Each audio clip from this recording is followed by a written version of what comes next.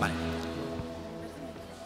Buenos días a todos y a todas. Vamos a empezar la conferencia internacional.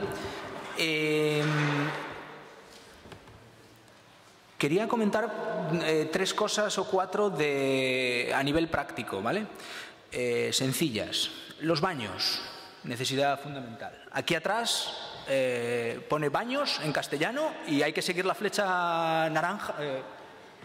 Sí, naranja, y ya los vais a encontrar.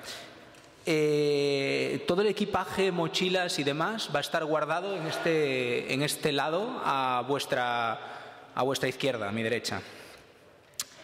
Después, bueno, tanto para los ponentes como para la gente que haga preguntas, pediros que intentar hablar claro y despacio para facilitar la tarea de los intérpretes. Y hablar al micro y no hacer, pues eso, dejarlo encendido cuando no debes. Y otro tema importante respecto al streaming la conferencia va a ser retransmitida por internet, por streaming, y necesitamos que vuestros teléfonos móviles, tablets, etcétera, las conectéis a la wifi de la tabacalera en lugar de a la red móvil. ¿De acuerdo? Porque el streaming funciona con la red móvil y si la ocupamos, pues no funciona. La wifi de la tabacalera es tabacalera nave.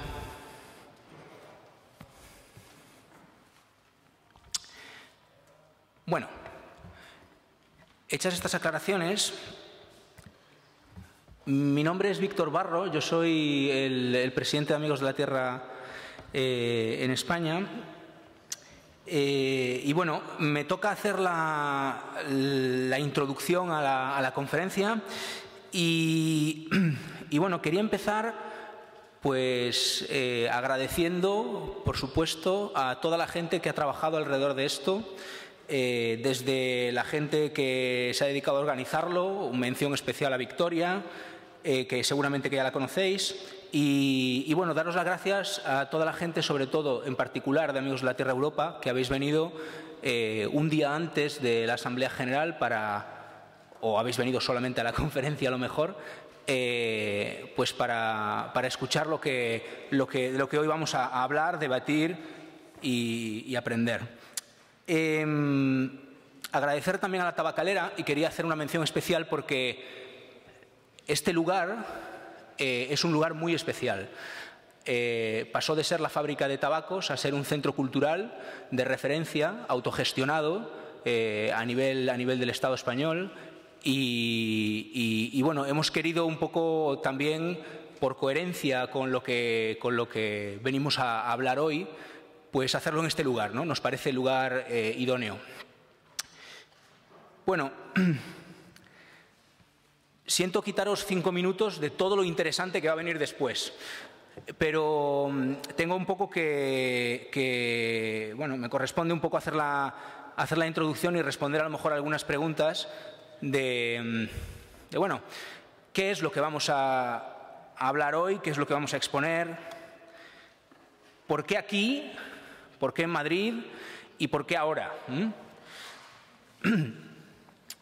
Las primeras preguntas, bueno, las principales razones es porque, bueno, nos hemos ido planteando preguntas en los últimos años sobre, por ejemplo, si consumimos demasiado. Y resulta que vivimos en una Europa que consume 3 veces, bueno, vamos a decir así, consume 3 planetas, ¿no? Es decir, si todas las personas que habitan la Tierra consumieran los recursos naturales que nosotros consumimos como europeos, necesitaríamos 3 planetas. O dicho de otra manera, el 30 de abril, ¿no? Ya habríamos consumido, el 30 de abril de este año, ya habríamos consumido todo nuestro presupuesto en términos de recursos naturales para todo el año. Es decir, llevamos un mes viviendo de rentas, viviendo de algo pues, que está ahí y que podemos coger o que nos creemos con el derecho de coger, pero nos preguntamos si esto es realmente lo que queremos, ¿no? La siguiente pregunta es, bueno, ¿consumimos demasiado? Sí, bien. Entonces, ¿qué significa demasiado? A mí me alegra que, bueno, desde Amigos de la Tierra Europa en particular se han hecho muchos esfuerzos por intentar definir esto, ¿no? Más allá de lo que nos dice el crecimiento económico o lo que nos dice su indicador principal, que es el PIB, bueno, pues consideramos que es difícil saber si uno está enfermo cuando mide la temperatura con una regla, ¿no? Con algo que está estropeado, con algo que no funciona, que no mide nada de lo que tiene que ver realmente con, o muy poco de lo que tiene que ver realmente con el bienestar. Es un indicador meramente económico. Entonces, consumir demasiado, pues bueno, hay que medirlo en términos de materiales, de recursos naturales, de tierra, de agua y de emisiones de huella de carbono, ¿no? Y esta es la propuesta que muchos de vosotros conocéis y que se ha elaborado desde Amigos de la Tierra Europa. La siguiente pregunta es, ¿podemos consumir menos y ser igual de felices y estar igual de contentos y tener el mismo bienestar? Y la respuesta es que sabemos ya que sí, que llegado un punto de consumo de bienes materiales, no hace falta consumir, no aumenta el nivel de felicidad o el nivel de bienestar, ¿no? Sino incluso al contrario. Y por lo tanto, la última pregunta que nos podríamos replantear es, bueno, ¿qué significa entonces ser feliz, ¿no? O el bienestar, o ese bienestar que como europeos entendemos? Aquí yo recojo unas palabras que dijo la secretaria general de Vía Campesina aquí en España, del Sindicato Labrego Galego, que es que todo lo que necesitamos son alimentos sanos, agua limpia, aire puro y relaciones humanas afectuosas. Y todo eso es lo que está en juego en realidad. Bien, ¿por qué aquí? ¿Por qué en España? Bueno, América Latina nos proporciona a los europeos y en particular a los españoles pues un 50% del cobre, un 30% del hierro, un 10% del petróleo, y tenemos una gran dependencia no solamente de los recursos de América Latina, sino de los recursos del mundo, ¿no? En España en particular tiene una relación pues, bueno, cultural, histórica con América Latina, y esa es la razón por la que entendemos que España es un lugar central en este debate y es un puente sobre todo entre los dos continentes y entre las dos formas de entender esta cuestión. Y como movimiento social tenemos la responsabilidad, digamos, de hacer más estrecha esa frontera, ¿no?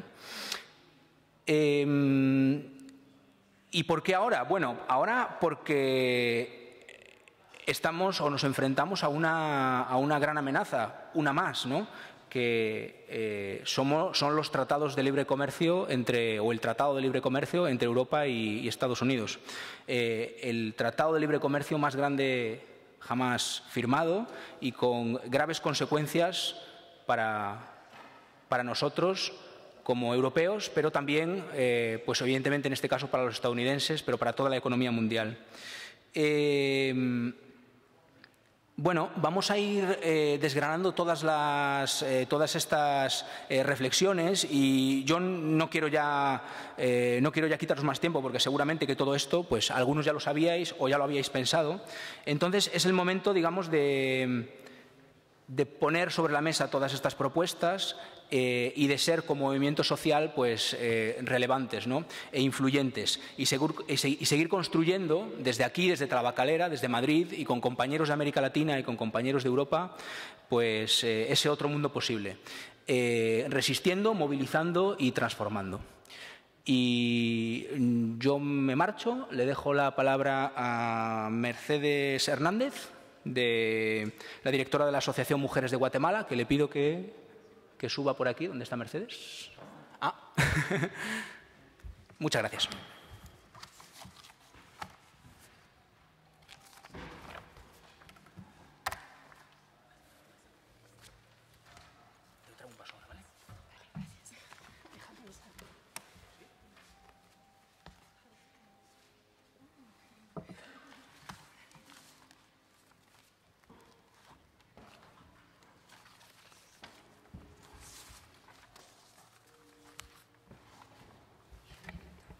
Buenos días a todos y a todas. Muchas gracias a Amigos de la Tierra por organizar este evento tan interesante, pero sobre todo tan necesario.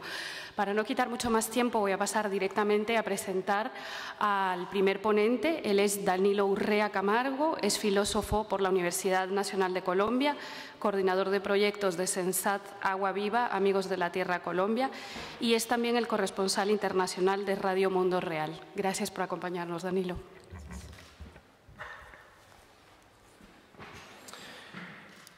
Un saludo fraternal de parte de Amigos de la Tierra de América Latina y el Caribe para los compañeros y compañeras de Amigos de la Tierra de España y también para los compañeros y compañeras de Amigos de la Tierra de Europa por hacernos esta invitación a compartir unas ideas que sin duda entendemos, ideas que tienen que ver no solamente con los problemas de explotación de patrimonios naturales en Latinoamérica, sino con la relación que esa explotación tiene en el ámbito mundial y las relaciones entre el norte y el sur global en ese marco de explotaciones.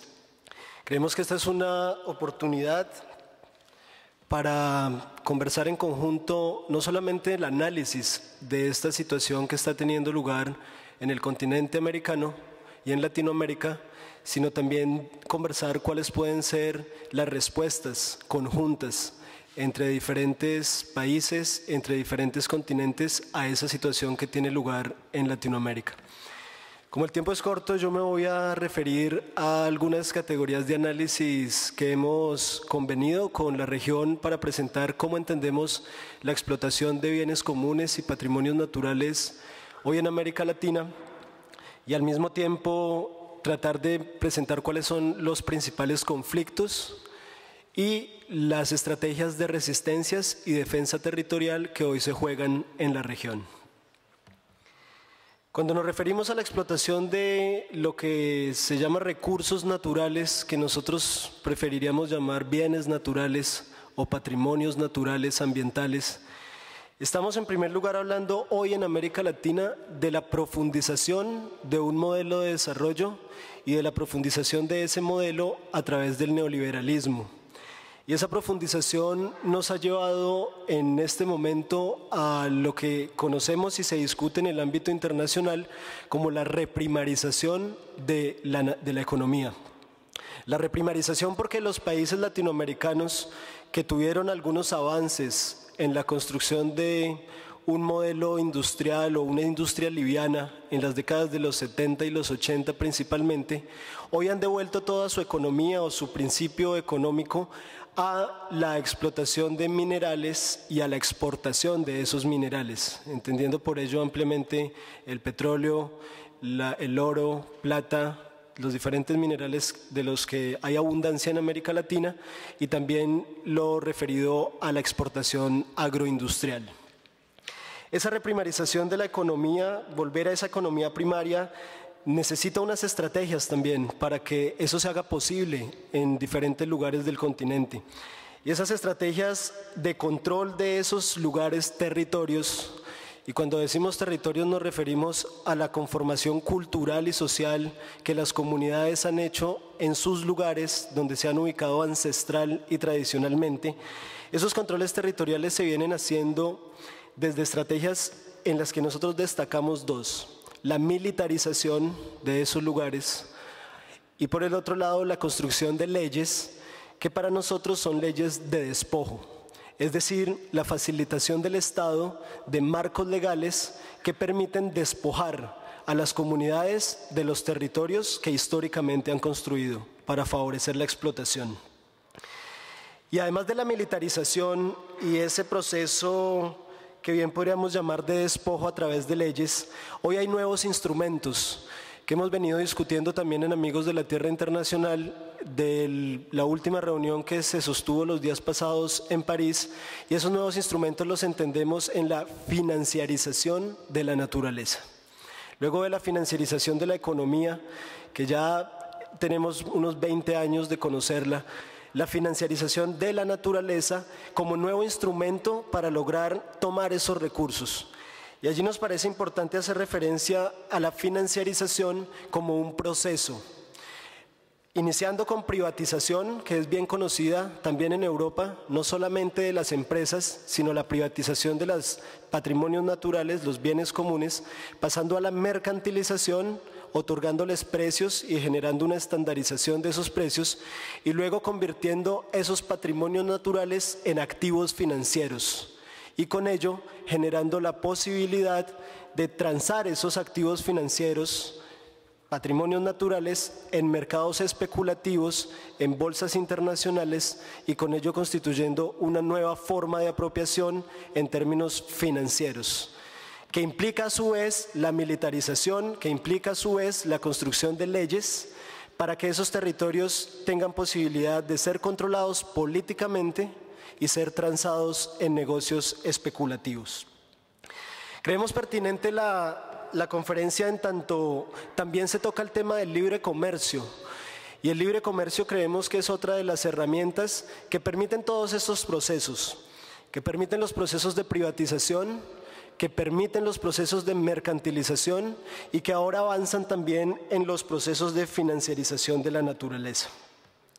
Para nosotros el libre comercio en América Latina ha tenido una historia de resistencias en América, donde se logró derrotar hace ya 10 años el Acuerdo de Libre Comercio de las Américas, ese gran acuerdo que Estados Unidos quería tener con todo el bloque de las Américas, que se logró derrotar a través de consultas populares, a través de organización popular, indígena, campesina, de comunidades negras, pero que hoy a través de los tratados de libre comercio en relación bilateral entre diferentes países nos están llevando a un fenómeno del que queremos señalar dos premisas fundamentales. La primera, que se crea una reducción del Estado a su mínima expresión. El Estado para nosotros se reduce en un aspecto fundamental: ser garante de derechos en nuestros países. Pero por el otro lado, y en un movimiento doble y simultáneo, el Estado se fortalece, pero se fortalece en su aparato represivo, y se fortalece en sus procesos de militarización, y se fortalece en la construcción de esas leyes de las que hablábamos del despojo, para de esa manera garantizar que sea posible este libre comercio.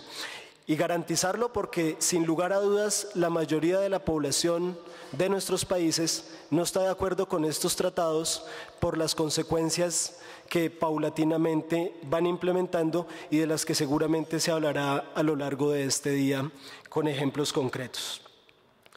Creemos que este papel que ha jugado el Estado para el libre comercio, para la profundización del modelo neoliberal, en este momento nos lleva también a construir una arquitectura de la impunidad.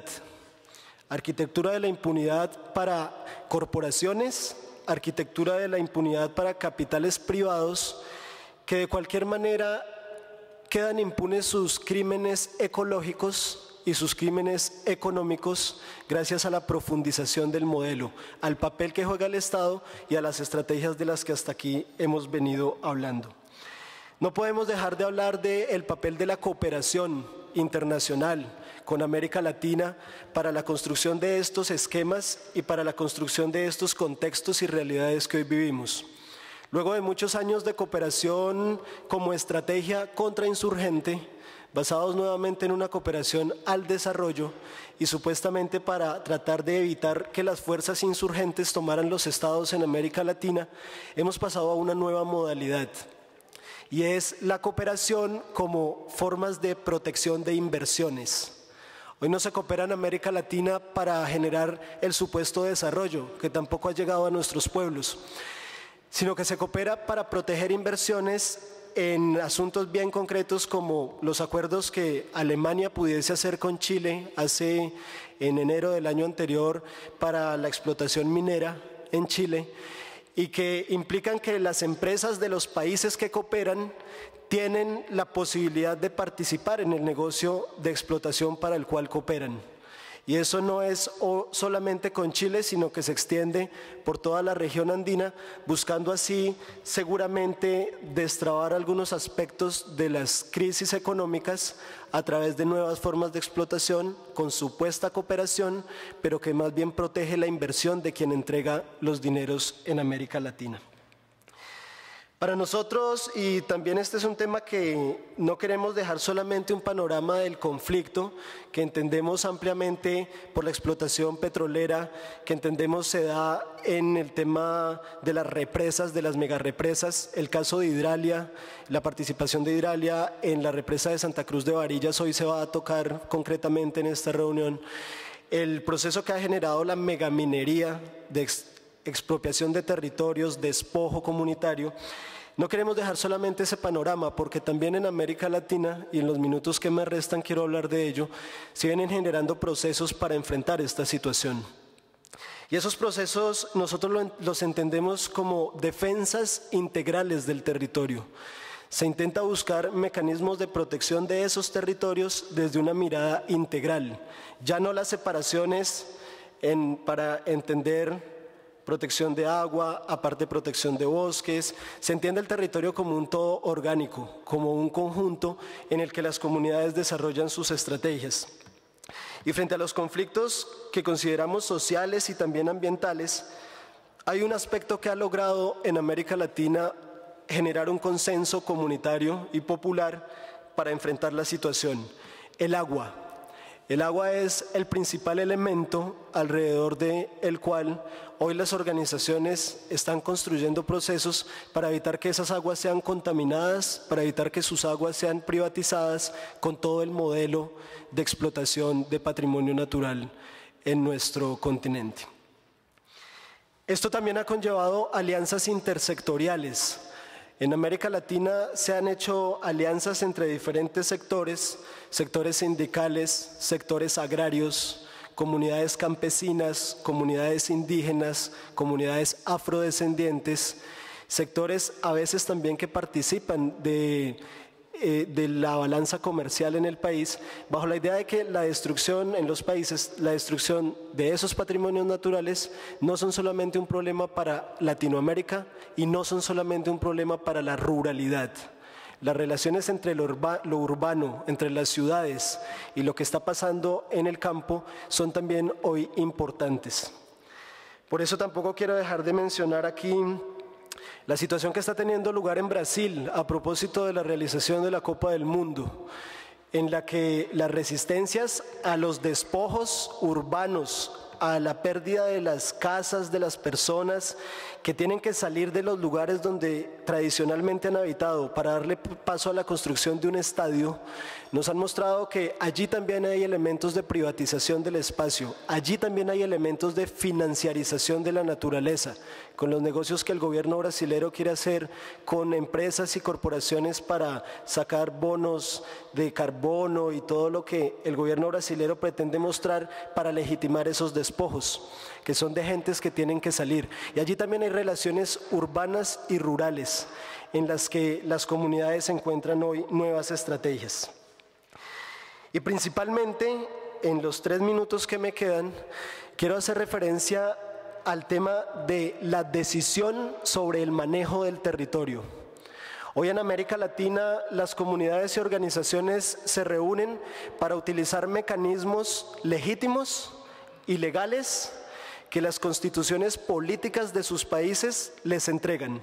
Me refiero a los mecanismos de participación popular a través de figuras como la consulta popular. Y quiero que esto de la consulta popular nos quede en un escenario arriba de la discusión y el análisis, porque es que a través de esos mecanismos que, como digo, son constitucionales, los pueblos están empezando a decidir qué quieren hacer con sus territorios.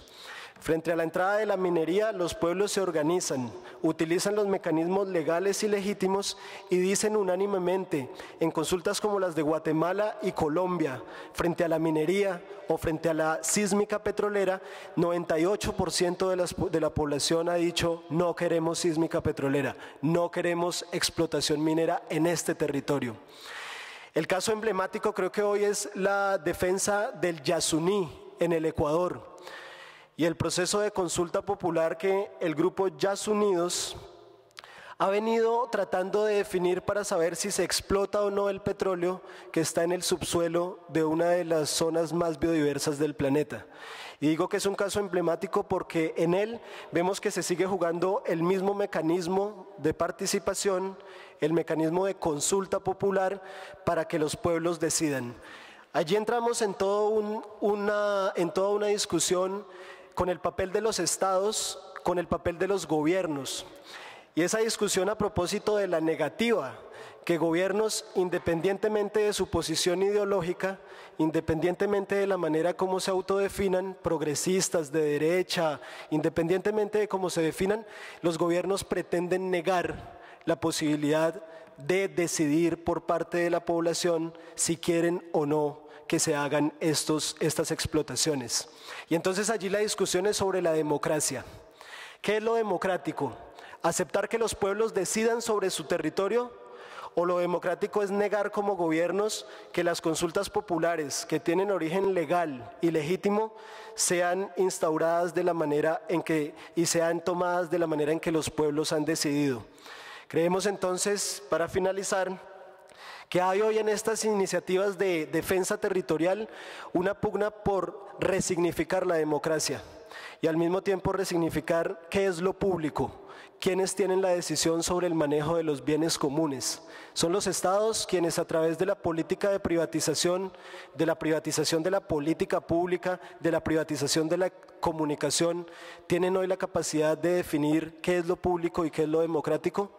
¿O son los pueblos, como muchos pueblos que se levantan hoy en América Latina, quienes tienen la posibilidad de decir cuál es el futuro que quieren para sus hijos y cuál es el futuro que quieren para sus territorios? Muchas gracias por su atención.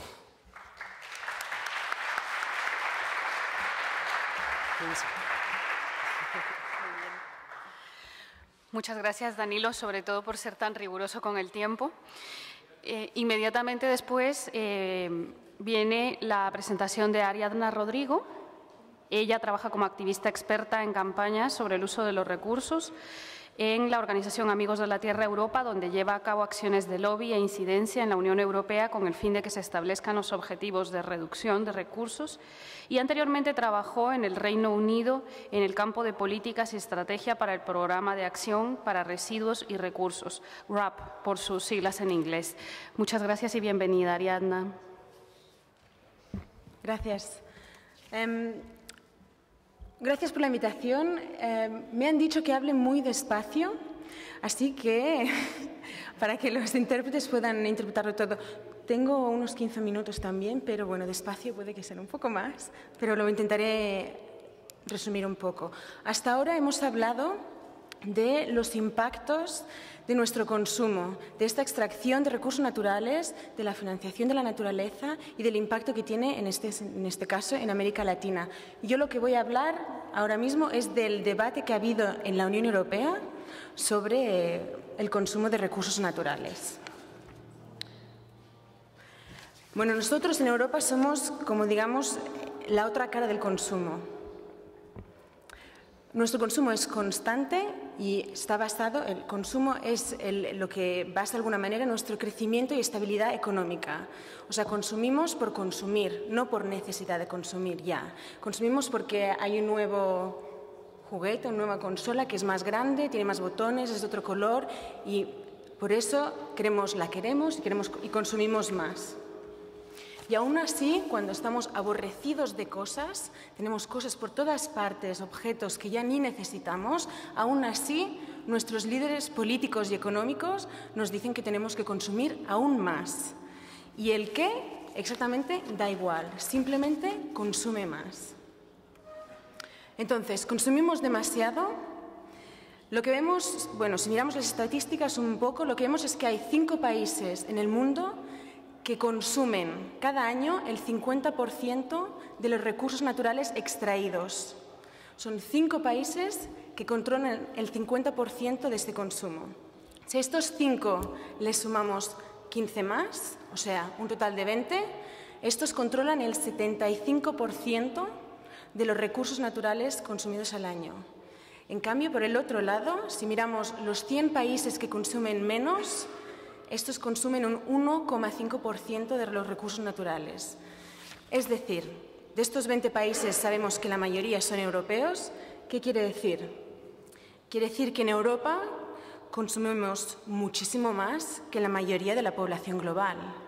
No solo es que lo consumimos ahora, esto ha ido así durante siglos y siglos y siglos, generando una deuda ecológica enorme. Aquí vemos el ejemplo de una persona europea y otra persona de otro país. Esto es lo que de alguna manera simboliza nuestra huella realmente de cómo consumimos en Europa. Pero lo peor de todo es que nuestra sociedad y nuestra estabilidad política está basada en que tenemos que consumir más y hacer que esta huella continúe creciendo. A nivel europeo, aunque parezca una sorpresa, nuestro consumo ha sido una prioridad política desde el 2011, cuando se publicó la huella de ruta para la mejora de recursos naturales. El 2011 se publicó esto y pasó a ser una política prioritaria en tema medioambiental.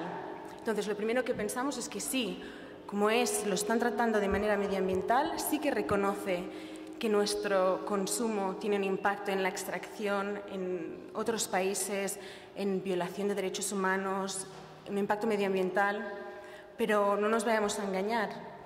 Ha sido una prioridad europea porque desde hace unos años los precios de todos los recursos naturales han subido de manera desproporcional, han subido y han fluctuado.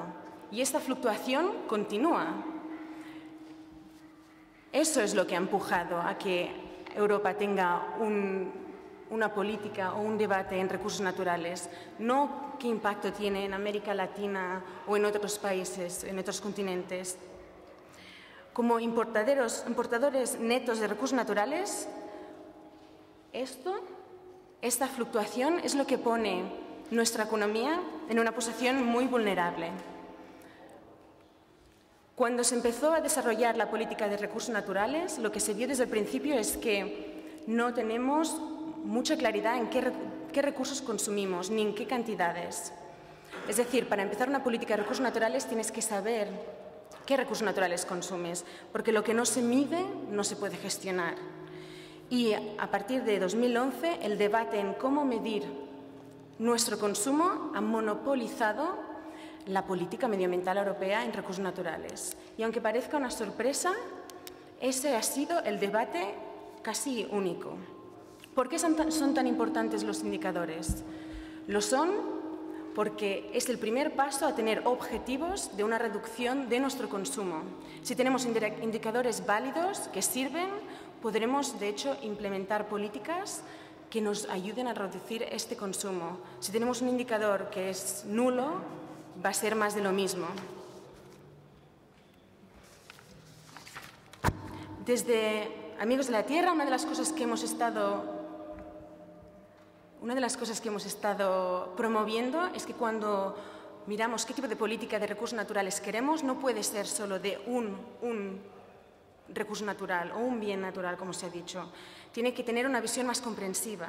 Por eso nosotros apostamos por medir materiales, aquí dividido en materiales en bióticos y abióticos, no le hagáis mucho caso, pongamos materiales, agua, tierra y gases de efecto invernadero. Las 4 categorías son importantes porque si tú basas tu política en solo reducir uno de estos, puedes tener efectos indeseados en las otras categorías. ¿Y cómo se tienen que medir estas categorías? A ver, somos un continente que importa. Nuestra economía está basada en importar tanto bienes finales o materiales. Entonces, tenemos que medir no solo nuestro consumo del objeto final, sino desde el principio, desde que se extraen los recursos, con todo el residuo que se genera, cuando se fabrica el producto, hasta que llega y nosotros lo consumimos. Es decir, tenemos que medir nuestra mochila de recursos naturales. En otras palabras, nuestra huella de agua, de materiales, de tierra y de carbono. ¿Por qué? Ahora voy a explicar un poco el por qué poniendo unos cuantos ejemplos. Vamos a empezar con el caso de los materiales. No es solo el producto final, en este ejemplo vemos no solo un anillo, sino es todo desde que se extrae el material hasta que se produce el producto final. Y aunque parezca que un anillo son, no sé, 20 gramos, 50 gramos, esto tiene una mochila, una huella de materiales enorme. Por ejemplo, para producir 1 tonelada de aluminio necesitamos extraer 5 toneladas de bauxita. Eso es nuestra mochila de materiales. Por ejemplo, estoy segura que aquí todo el mundo se cepilla los dientes. El típico cepillo de dientes, aunque pese 80 gramos, eso tiene una huella de materiales de más de 1,5 kilos. Todo eso es lo que tenemos que medir, sea donde sea que se extraigan estos productos o se fabriquen. Un tema un poco así paralelo, sí que consumimos mucho, pero no solo consumimos muchos productos. Yo, como consumidora europea, lo que veo es que cuando voy a comprar comida, lo que parece es que compra plástico, porque todo viene con unos envoltorios enormes. Eso también forma parte de tu mochila, del producto. Y además sabemos perfectamente que la mayoría de productos que se crean hoy en día están planeados para que al cabo de 2 años, cuando se termina la garantía, se rompen. ¿Eso qué quiere decir? Que continuamos consumiendo más y más de esos productos, haciendo que nuestro consumo sea realmente enorme. Y de hecho lo que miramos, si miramos un poco qué recursos naturales estamos consumiendo y cuántos de estos recursos materiales estamos consumiendo, lo que vemos es que durante los últimos 30 años, aunque haya habido un año de una crisis espectacular, nuestra extracción global de recursos naturales continúa creciendo a una media del 3% cada año. Y no solo de una cosa en particular, sino de todas las categorías de materiales, ya sea biomasa, minerales, metales, combustibles fósiles, etc. ¿Qué quiere decir? Que cuando miramos no dónde se extraen estos recursos naturales, sino quién los consume, quién es el responsable que esta extracción tenga lugar por la demanda que tiene, lo que vemos es que en Europa tenemos una mochila, una huella de materiales enorme, y que nuestro consumo de materiales es de los más grandes del mundo. Por eso tenemos que medir toda esta huella. En el caso del agua, una cosa muy parecida. Vamos a tener dentro de poco, me parece que después de un par de personas más hablando, vamos a tener una pausa. No es solo el café, los 100 mililitros de café. Con el agua son con el café son 140 litros de agua, de huella de agua. No solo son los zapatos que te puedes comprar, son los más de 16.000 litros de agua que se requieren. Otras cosas, no es solo la manzana. Una manzana necesita 70 litros de agua.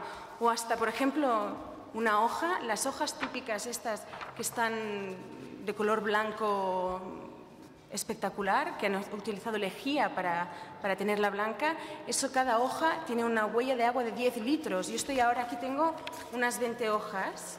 Estos son 200 litros de agua y no lo pensamos cuando consumimos. ¿Qué quiere decir?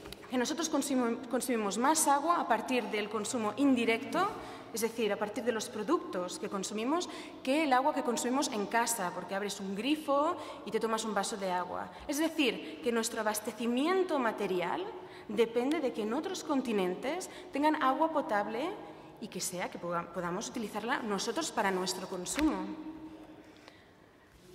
Cuando lo miramos de manera global, lo que vemos es que hay países que realmente importan muchísima agua. Con la tierra es exactamente lo mismo. El concepto de huella de tierra es un concepto muy nuevo. Hay mucha gente que lo llama huella de suelo, huella de tierra, vosotros escogéis. Pero bueno, lo que vemos es que todo lo que consumimos tiene su huella de tierra, tanto sea la comida como los objetos que tenemos. Mi camiseta tiene tierra, vuestra ropa, vosotros estáis vestidos de tierra, agua, materiales y carbono también. No solo también, por ejemplo, el micro, ese también tiene tierra, todo tiene tierra. Y eso es lo que tenemos que tener en cuenta. La huella de tierra es muy importante para Amigos de la Tierra porque está ligado a unas violaciones de derechos humanos y a unos impactos tremendos, tanto sea el acaparamiento de tierras como el desplazamiento de comunidades o la pérdida de biodiversidad. Todo eso se tiene que tener en cuenta, se tiene que ligar a nuestro consumo.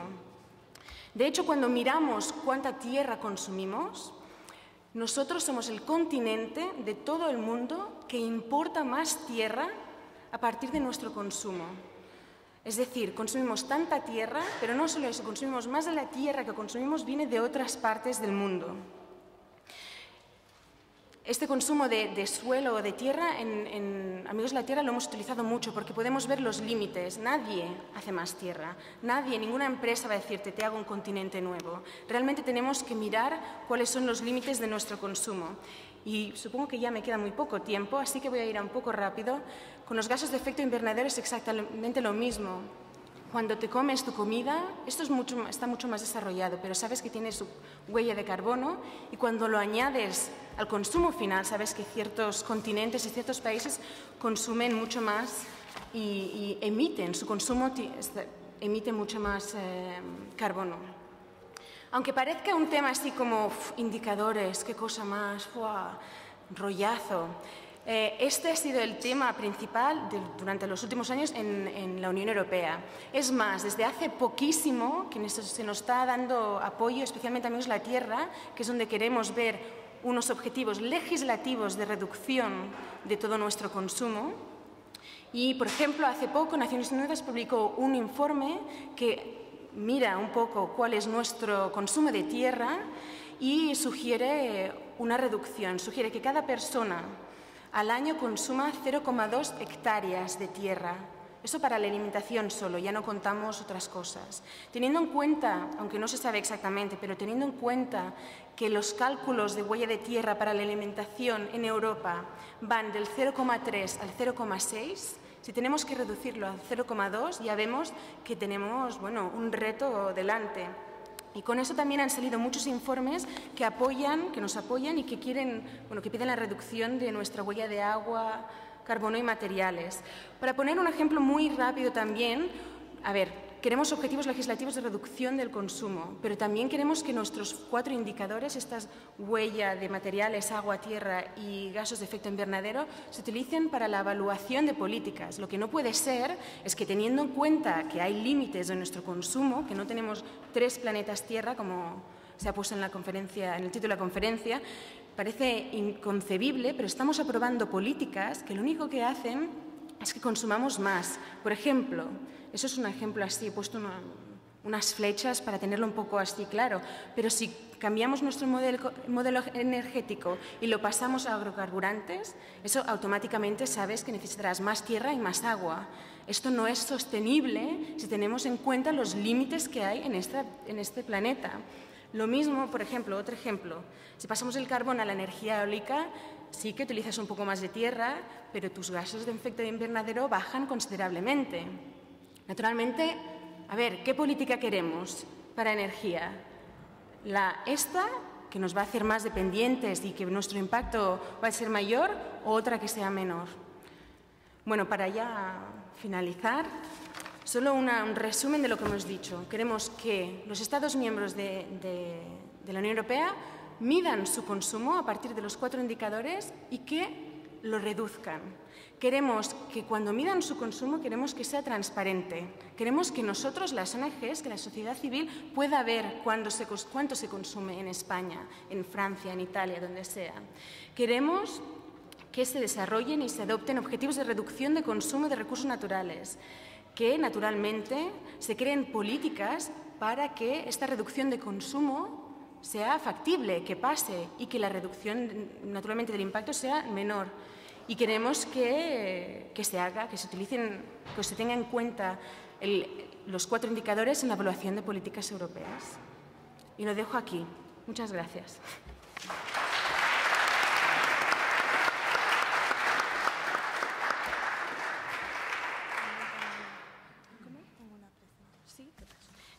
Gracias, Ariadna. Ahora es el turno de María Carolina García. Ella es ingeniera en Recursos Naturales y Medio Ambiente, trabaja en áreas naturales protegidas de la provincia de Neuquén y es integrante de la multisectorial contra la hidrofractura también en Neuquén. Gracias, María, y bienvenida.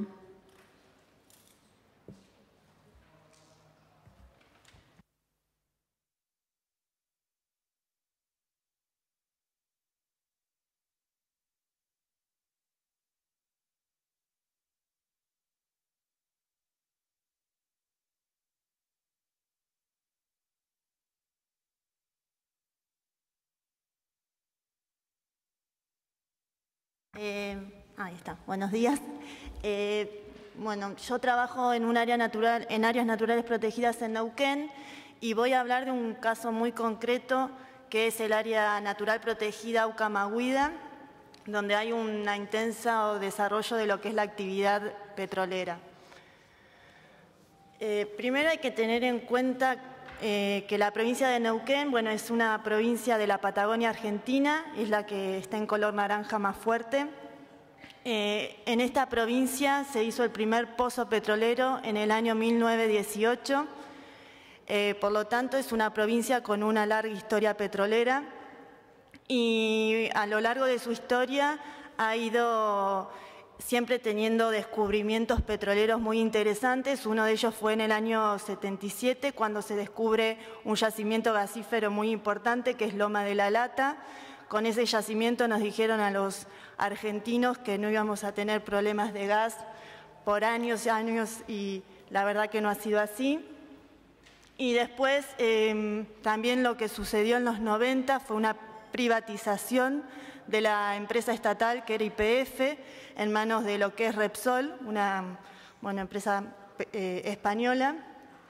Y luego volvimos a tener problemas de que nos estábamos quedando sin el petróleo convencional y el gas convencional, y se habló del descubrimiento de Vaca Muerta, quizás algunos han escuchado, es un yacimiento geológico muy importante y bueno, a partir del año 2009-2010 en Argentina se habla constantemente de lo que es la explotación de hidrocarburos no convencionales y obviamente esto con la técnica del fracking. Esto es un claro ejemplo de lo que es la provincia de Neuquén. Si ustedes observan, está toda concesionada actividad petrolera, menos el color verde al sur, que son parques nacionales. El resto de la provincia está toda concesionada a que se desarrolle actividad petrolera. Todos esos puntos rojos que ustedes ven, que se superponen, son pozos petroleros que tenemos en la provincia. Y esta es una situación un poco complicada de las áreas naturales protegidas provinciales, son las que están en color rojo. Si ustedes observan y se acuerdan del mapa anterior, las áreas protegidas que se manejan desde lo que es el Estado provincial están todas en concesiones petroleras.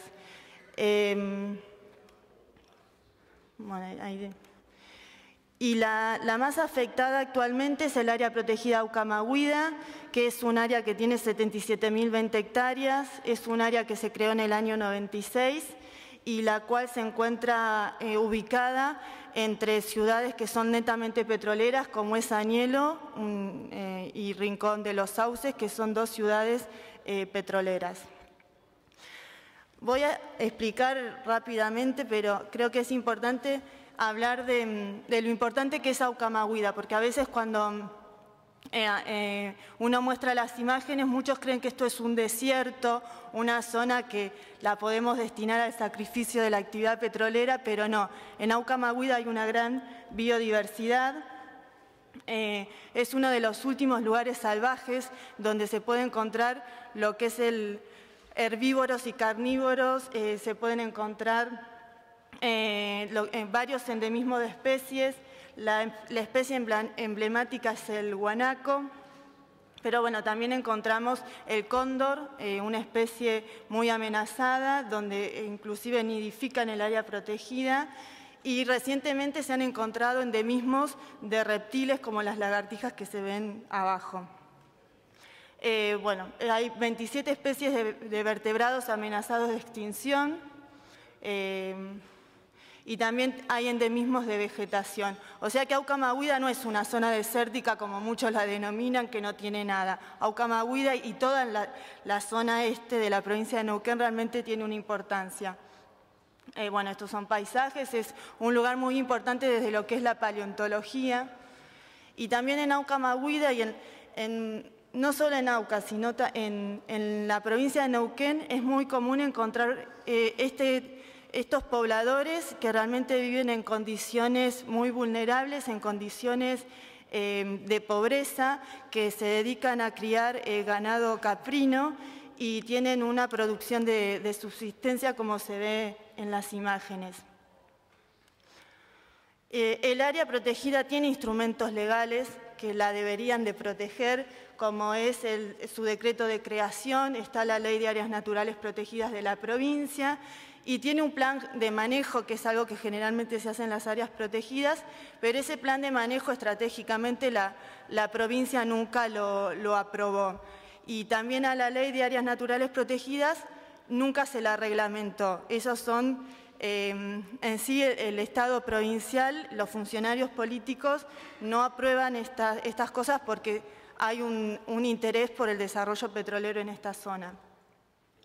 El hecho de que no se apruebe ese plan de manejo, eso limita lo que es la ampliación del área protegida. Cuando se hizo el plan de manejo se observó que había que ampliarla para proteger a otros ambientes a 120.000 hectáreas y se dio una zonificación para este área.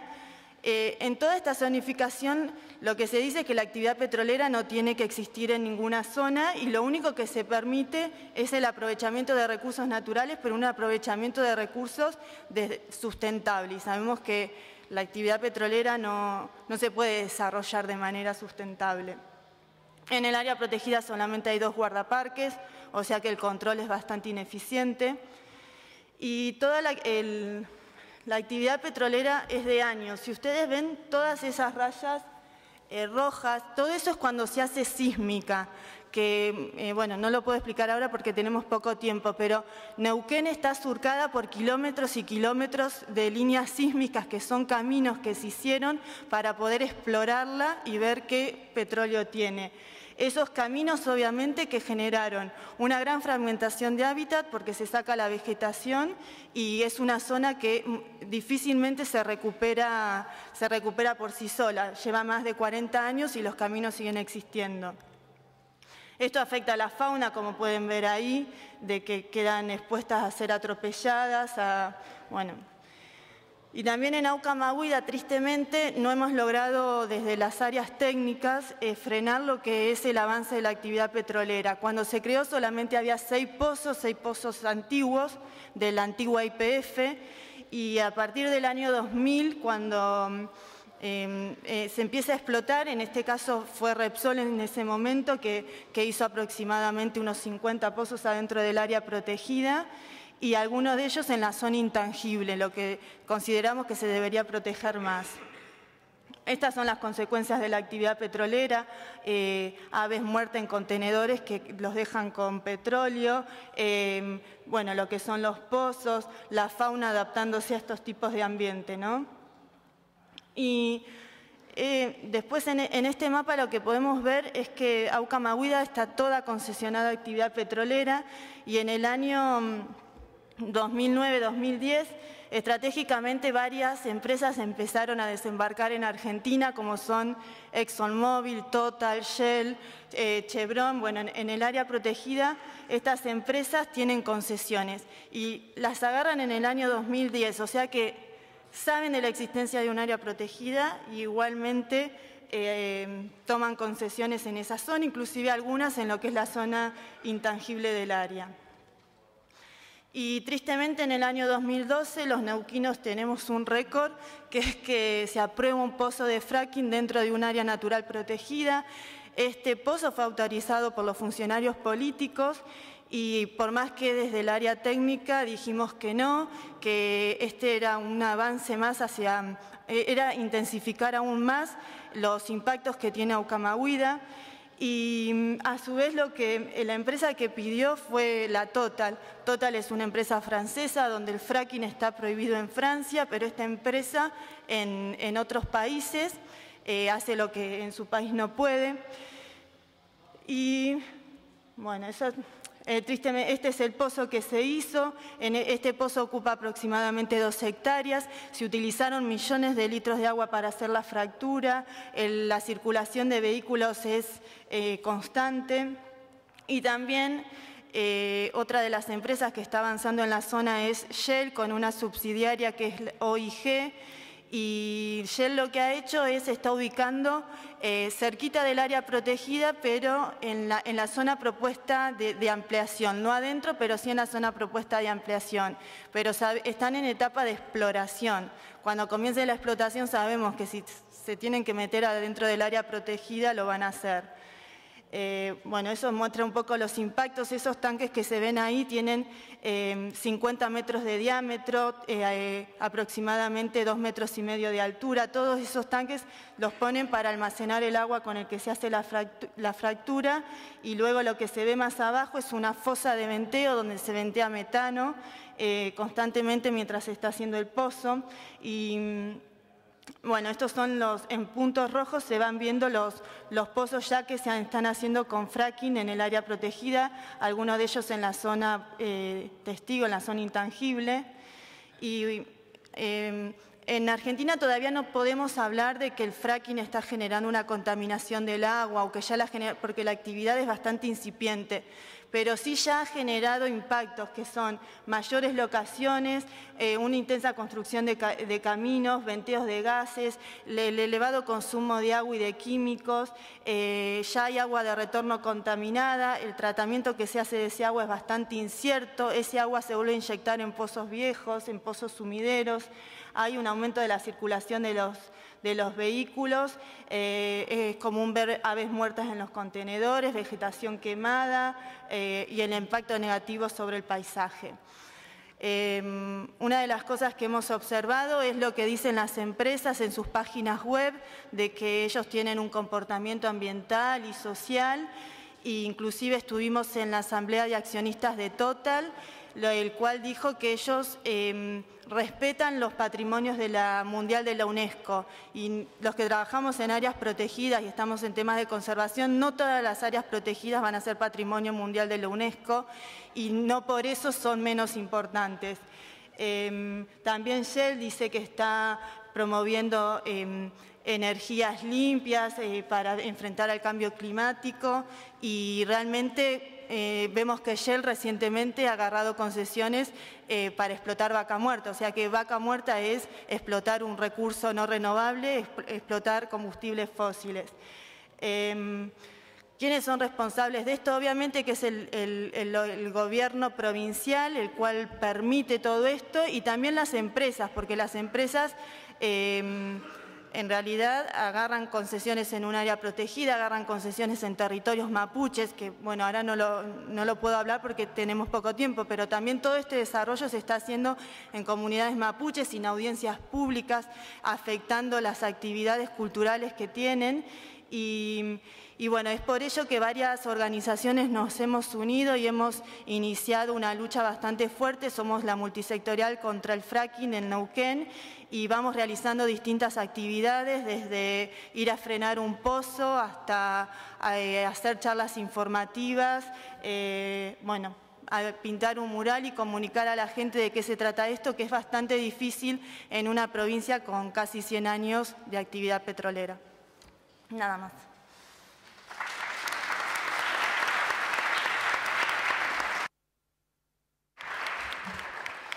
Muchas gracias a las personas participantes de la mesa, a ustedes como público. Sobre todo quiero agradecer una vez más por el rigor con el uso del tiempo y el respeto por el tiempo de todos y de todas. Ha sido fantástico no tener que llamar a nadie al orden.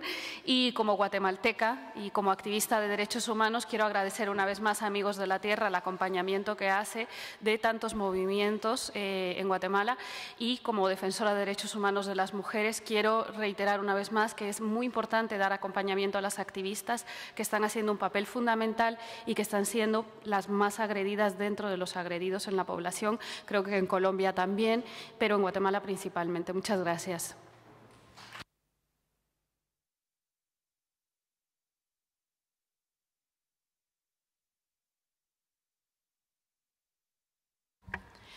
Me piden desde la organización que les dé aviso de que hay un café servido allá al final del salón y que son solamente 15 minutos en el receso.